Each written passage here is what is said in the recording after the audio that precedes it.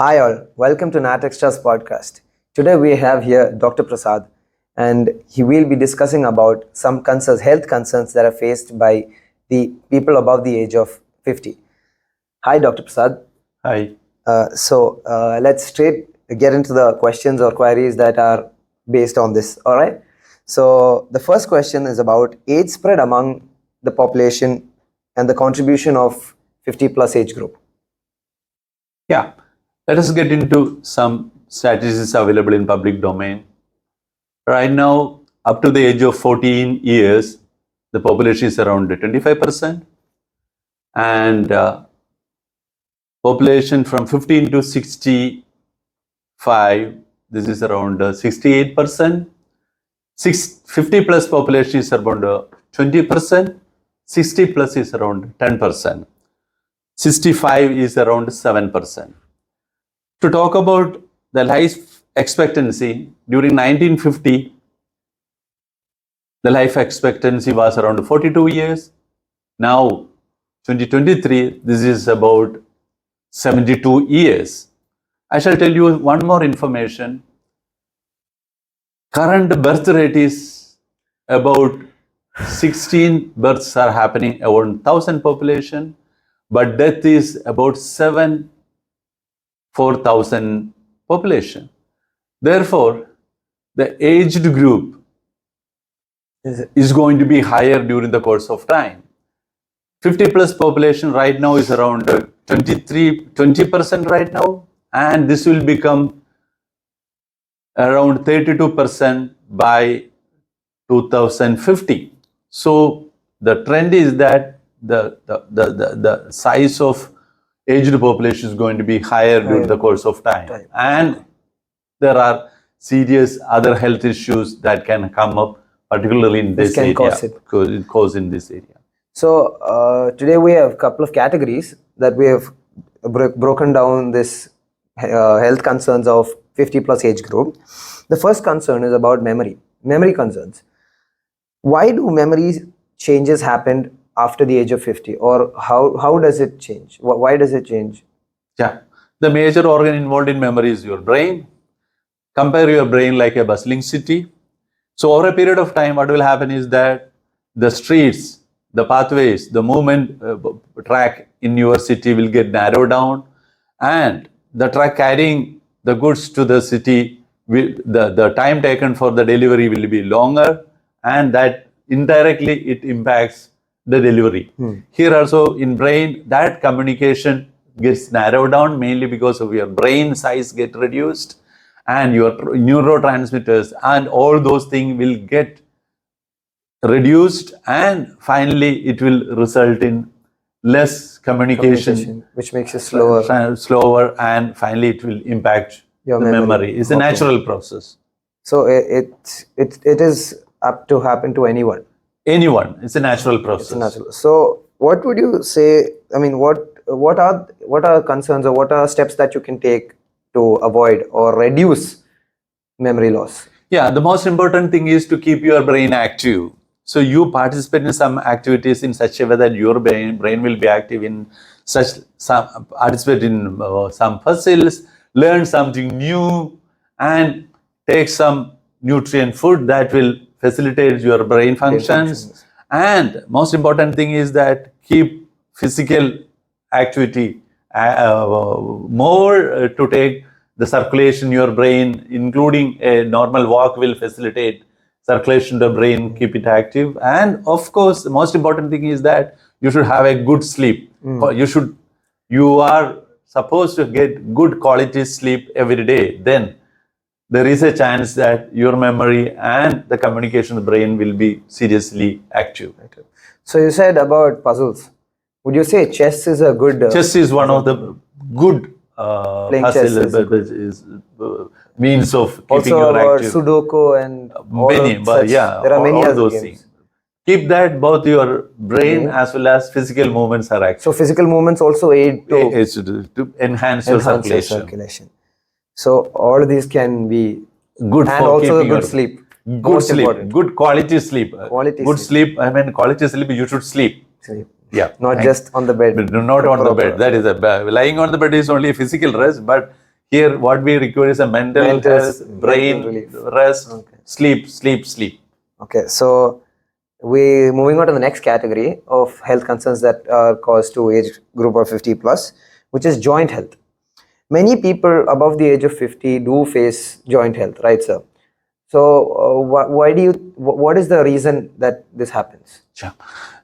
Joint, in a normal sense, we could say that joints are like hinges in a door. There are some wear and tear happening over a period of time. All this wear and tear finally result in some inflammation in your joints, and that debilitate the movements of the joints, stiffness on the joints, and related stuffs are happening over a period of time. So the most important thing to maintain your joint is to minimize inflammation or natural inflammation that is happening due to osteoarthritis can be managed by taking anti-inflammatory and related stuff. Particularly make sure that, again, like what we talked about brain, physical movements to keep your joints Active. That is also an important factor. Yeah.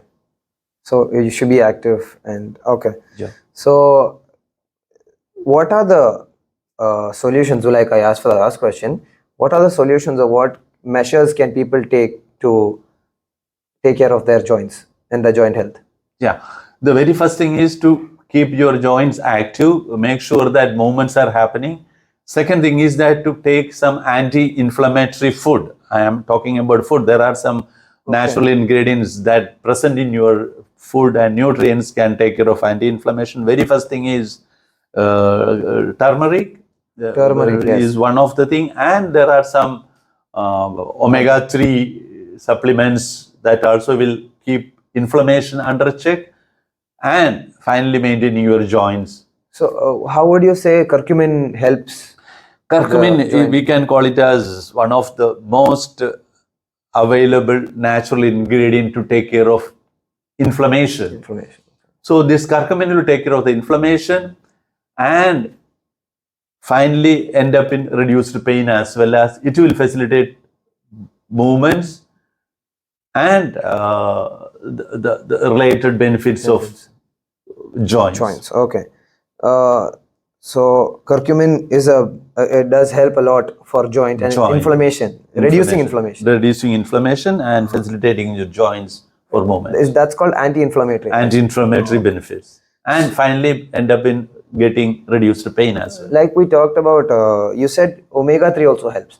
Omega-3 is also an anti-inflammatory benefit. Would our product Curcumin 3, which has curcumin and omega-3, would be helpful? It will be good for joint pain as well. But we're mainly pushing it as a cholesterol related. It's a double benefit. So cholesterol, the advantage is that cholesterol, finally, there are some inflammation happening in your arteries. Both are inflammation. Yeah, both so are it can reduce both the inflammation. Curcumin can take care of inflammation happening across the body, not only joints. Including in your arteries. Okay. To facilitate inflammation, reduce the inflammation. That reduces cholesterol. And your blood flow, the oxygenated blood flow will be much faster. Okay. So that's about curcumin 3. Yeah. So we are moving on to the next category, which is respiratory troubles that are caused by 50 plus age group. What are the respiratory troubles that people face? Lung is the organ involved, the critical organ involved in your respiration, and lung is as good as a balloon. Over a period of time, its stretch gets reduced and some muscle capacity will get reduced, and over a period of time, the breathing capacity will get reduced. There, one important impact is that breathing trouble, wheezing, related stuff, related to, again, inflammation in your respiratory tract and infections, respiratory infections. There are possibilities of addressing both inflammation as well as infections. So there's something called black cumin, right? How does black cumin help reduce, or how does it benefit respiration? Black cumin, one of the most important biological benefit is anti-inflammatory benefits. Black cumin, the thymoquinone present in black cumin can support anti-inflammatory and immune supporting. Immune supporting here is infection, to minimize infections and associated health troubles. So black cumin and curcumin that way combinedly take care of inflammation, infections, or imparting immunity to the individual.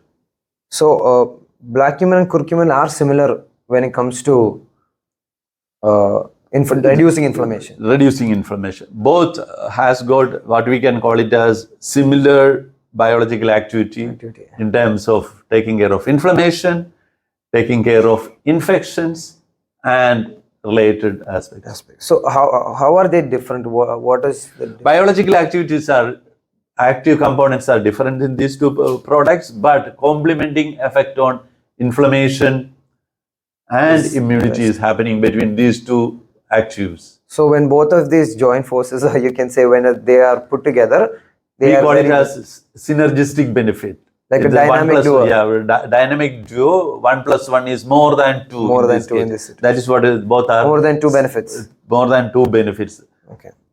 So so how what are the other reliefs or cures that black cumin and curcumin together? Yeah, in a broader sense, particularly for a 50 plus age group, the most important benefit it will take care of both complement in taking care of memory enhancement. Second one is joint benefits and respiratory benefits. So basically, Jointly. all what we discussed right now black cumin and curcumin is a good cure. Not cure, can support Reducing concerns all on of memory, joints, as well as respiratory. So, like people, there are many above the age of 50, right? So, people, can they consume this for daily use? Being a natural ingredient at the specified dosages, they can consume it, but it is better to consult your doctor before you commence this medicine. Any of the supplements. So that's it for today. Thank you for joining, Dr. Prasad, and thank you all for joining.